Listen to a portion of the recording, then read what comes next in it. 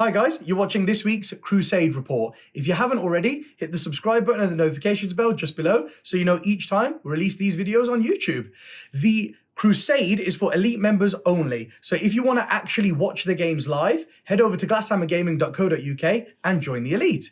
This week, we are going to walk you through the upgrades that have happened after this round. Let's see which armies played and what upgrades they got.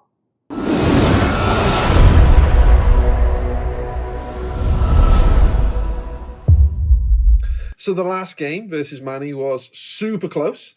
Now, although we didn't get the, because it was a draw, we didn't get the benefit of the mission, but I got quite a lot of units up an experience level. They were just on the bridge from going up from the last game.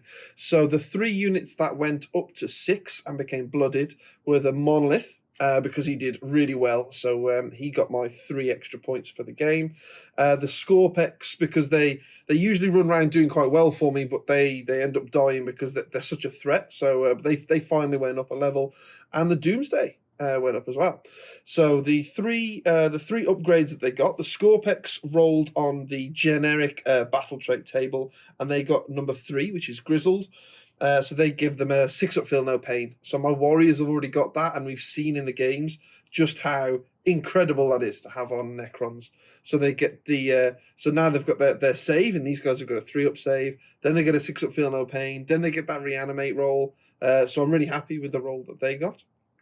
The Monolith rolled on the generic vehicle upgrade table, and he got Armor Bane, which is amazing for him because they're all low number of shots but high strength weapons, and he got number 4, which is Armor Bane.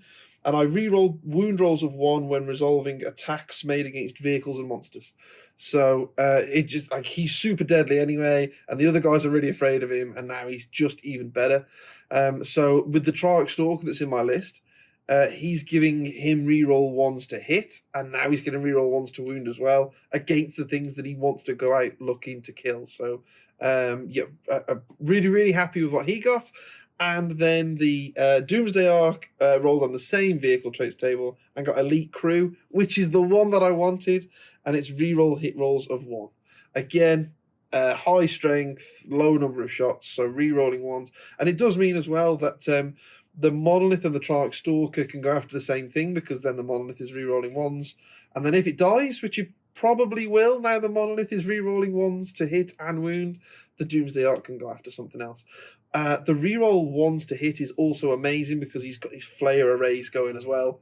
So it just makes him super deadly, man. I'm really, really happy with the upgrades that these guys got with their experience. I'm changing the list ever so slightly because I added in 2 reanimators just because I wanted to see what they were like.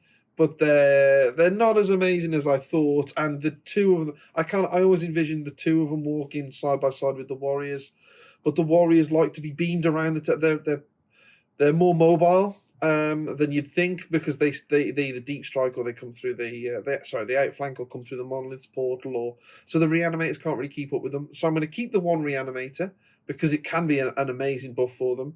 I'm going to drop the 1, and with the extra experience that I've gained, the requisition point that I've gained, I'm going to upgrade the Immortals by 5. So my 5-man Immortals will become a 10-man Immortal unit, and I'm going to do the same for my Lich Guard unit. I'm going to add these 5 Lich Guard into those into that squad as well. So I think the Necrons have just got a huge buff.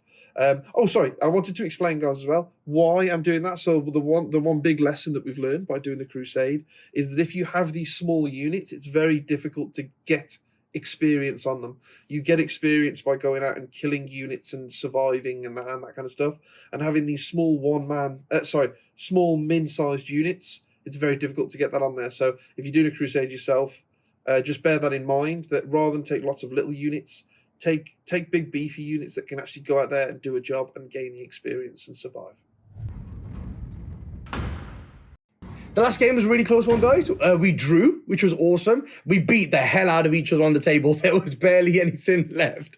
Everything died. But in my army, loads of units have gone right to the brink of where they're going to get upgrades. So in the next game, I'll probably get a lot of upgrades because I think 3 units or 4 units in my army have gotten to 5. So as soon as they gain an experience point for even taking part in a battle, they'll get an upgrade, which is really, really cool. The Exocrine has finally made it into the bracket of getting an upgrade. He is blooded now. He's got 6 experience on him. I think he's got slightly more than 6, but he's gone into that first bracket. And what I did for him, because we're playing in the Beyond the Veil Crusade mission pack, I took a Beyond the Veil monster upgrade.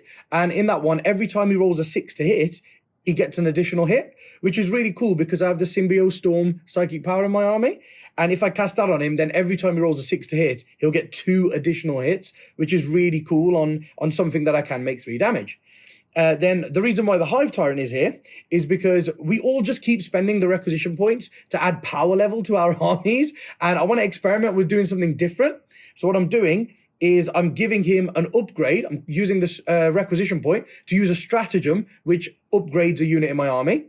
And I'm going to use the Progeny of the Hive stratagem, which means that I can give him an adaptive physiology. And the one that I'm giving him, because he's got monstrous rending claws, so he's really good in combat, is every time he kills a model in combat, he regains a wound, which is really cool. He can only regain 3, but he only has 4 or 5 attacks. So hopefully he can kill, like, after he takes some damage, he can go and bully like a small unit off an objective by killing them in combat, like a 4 or 5 man unit, smite them and kill them in combat, and then he can gain 2 or 3 wounds back. And that's what I've gone for.